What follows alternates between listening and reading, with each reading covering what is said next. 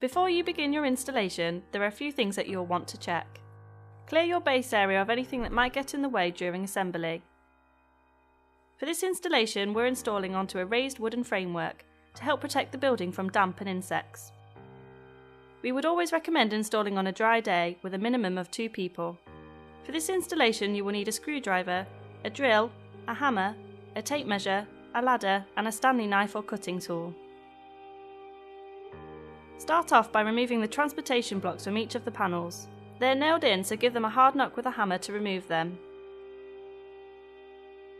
Place the floor panel down onto your base, making sure that the bearers are flush with the edge. You should fit the door first so that you can make sure the hinges are level. Line it up flush with the frame and place the hinges at the top, middle and bottom so they line up with the framing nails. Pre-drill through each of the screw holes to prevent the timber from splitting, and then secure each hinge in place using the 30mm screws provided. Repeat this for all 3 hinges. Make sure to pre-drill all screw holes throughout this installation. To begin the main part of construction, start with the rear gable and one of the sides to form an L-shaped join. Align the panels at the corner so that the framing pieces butt up against each other and the bottom framing sits flat on the edge of the floor. Screw the panels at the top, middle and bottom of the framing with screws.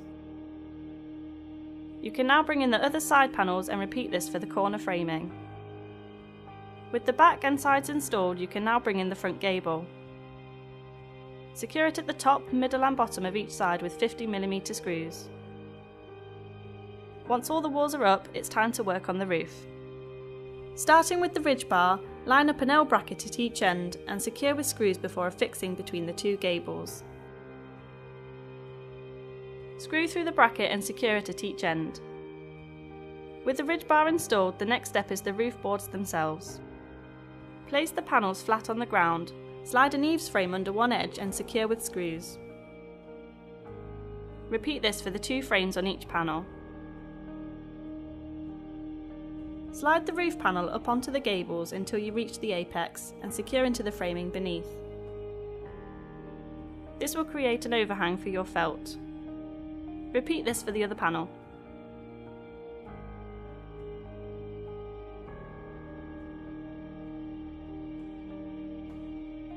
Now that the roof is on, you want to secure the framing of your building down to the floor to prevent any movement. With the felt, either measure the length of your roof with a tape measure, or as we've done here, you can roll it out along the length of your building and cut to size. Use a Stanley knife or cutting tool to cut the felt for a nice clean finish. For this building, you will need 2 strips of equal length as well as the capping felt. Roll the felt out along the roof and position it so that you will have at least 2-inch overhang on all sides. Tack the felt at the top 2 corners to prevent movement and then secure all around. Make sure that the felt is pulled firmly to prevent wrinkles. Repeat this for the other side of the roof and then roll out your capping felt. This should overlap the 2 pieces and then can be tacked along the length of the roof on either side. With the roof finished, it's time for the trims. Align the corner trims over the side panel framing and then secure in place at the top, middle and bottom with 30mm screws. Repeat this for all 4 corners before moving on to the fascia boards. Fold the felt down so that it is sandwiched firmly between the fascia and the edge of the roof. Secure these at each end and the middle and repeat for all 4 fascias. Secure a finial at each end with 40mm screws. Don't worry if some felt hangs under your fascias, this can simply be cut away using a knife. The internal door beading needs to be installed just on the inside of the door frame. Secure this at the top, middle and bottom of each side of the door. Lastly, secure a turn button at the top and bottom of the door frame.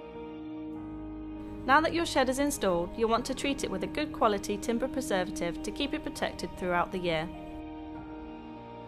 For more installations, please check out the other videos on our channel, or for more information on this or any of our other